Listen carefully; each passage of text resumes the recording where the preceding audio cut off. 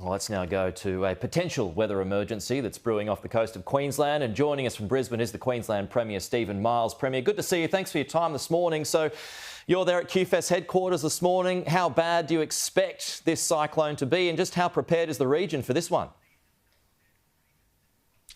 Good morning, you're right. I'm here at our Emergency Services headquarters where we're about to have our first Disaster Management Committee meeting for what we expect to be Tropical Cyclone Kirrily developing tonight. It's moving a bit more slowly than we had anticipated, but still expected to cross the coast somewhere between south of Cairns and Ellie Beach, potentially around Townsville. Obviously, they're very highly populated areas, and so we're working to pre-deploy emergency services personnel to make sure that they're ready to assist residents, but we're also encouraging residents to do everything that they can to be prepared. We have a great website, the Get Ready website, and now's the time to look that website up and make sure you have everything that you need.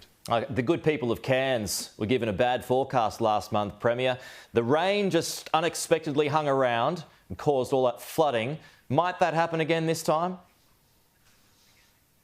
It did, and I was certainly relieved to see that most of the Bureau's predictions now have the cyclone crossing south of Cairns, so rather than those areas that did experience the worst of Tropical Cyclone Jasper's rainfall. We are expecting that this cyclone will have very heavy rain, and that rain could continue for days as the cyclone weakens into a tropical low and moves slowly down the state southwards to the southeast. And of course, they are the areas that have already experienced very heavy rainfall out of Christmas Day and the storms that followed. Some of the predictions anticipate rainfall of more than a metre, possibly up to 1.2 metres on already saturated catchments. So we're effectively planning for two disasters affecting almost the entire length of the state. On the flip side to that, parts of Queensland is in the grips of storms and epic heat. Premier, there was a record high for electricity demand yesterday. Can rolling blackouts be expected for the rest of summer? No, we met this demand yesterday with adequate supply, but we did smash through our record demand, more than 10% higher than our previous record. So our previous record was about 10,000 megawatts. We used 11,000 megawatts yesterday. What we saw was some localised blackouts caused by lightning from storms, but in some cases, just that sheer demand put pressure on localised equipment that needed to be repaired. Our crews worked through the night to do that and had them all reconnected, 99% of them reconnected by 6 a.m. So they've done a good job. The network has delivered the power that we need, but it was an incredible level of demand yesterday. We saw very, very high temperatures for the first day back at school, and so that meant lots of people coming home late in the afternoon, turning on their aircon, and that put huge pressure on the network, and I'm really pleased to say we were able to deliver enough power to everybody's houses. Okay, just to turn your attention to Canberra, Premier. According to reports, the Prime Minister is about to break a major election promise regarding Stage 3 tax cuts. It is, of course, his call, not yours. But is it wise for him to do that?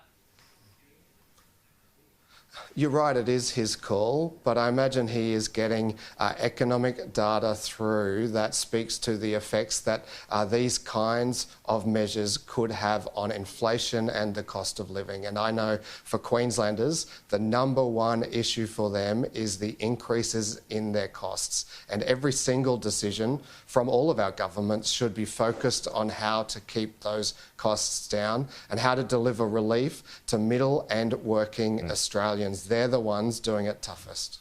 If he did break that promise, though, would you be concerned about any electoral blowback this year at a state level? Oh, look, that's a matter for them. I know that Queenslanders can well differentiate the different levels of government, and I'm really just focused on demonstrating to them that we're concerned about their concerns.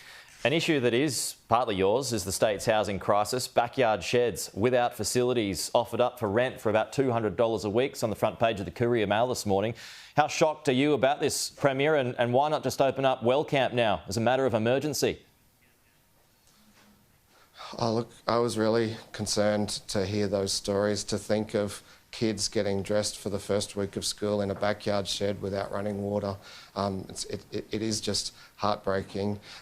What we have in Queensland is a surging population, and a population that's growing at a greater rate than our construction market can deliver homes. And so ultimately what we need to do is work with the private sector to get more homes built. We're working with them to deliver development approvals. We're working with them to train more tradies and apprentices, including with free TAFE. And if we can use the Pinkenbar facility for emergency housing, then we will.